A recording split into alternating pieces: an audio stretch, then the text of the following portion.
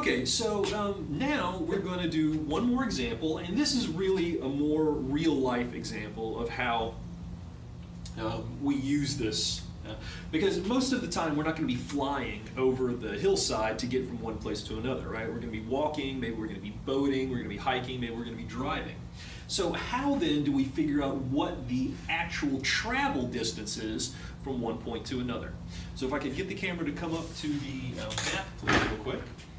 What you guys will see is I've put down 2 marks, and one mark is at where the Warrens Creek crosses power lines. This is a power line. And as we move around, it's where Coal Creek, which is just an extension of Warrens Creek, crosses these power lines. Now from the rule of V's, you should be able to see that we have this flowing in this direction. Okay, this is a really good example of the rule of V's here.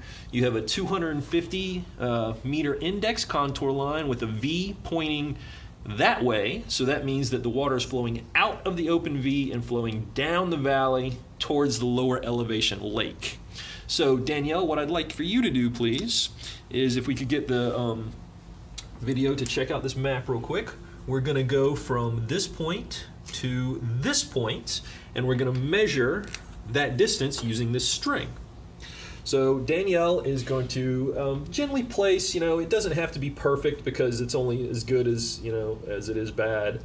And this isn't nobody's going to die from us not measuring this exactly correctly this time. The idea is to get it as close as you can and get the 2 points of the string, one on one side of the mark and the other on the other. Then as you lay that string out flat, we're then going to measure the distance, just like we did. And we come up with 11.5 inches. So we have a map distance this time of 11.5 inches from this point to this point along the stream trace. And we're going to go through the same operation. Could you punt this out for me, please, Danielle? Map distance is 11.5 inches. Land distance is 11.5 times 24,000, which equals 276,000. 276,000. What are the units? Inches. Inches on land. Multiply that by 1 by saying 12 inches in 1 foot.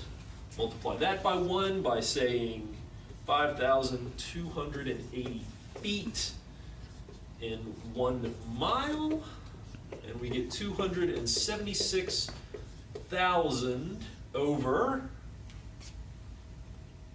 what's 12 times this? 63,360. And then 276,000 miles is our final unit. 276,000 divided by 63,360.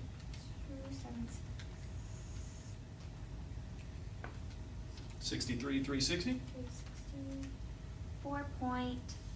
4.4 miles.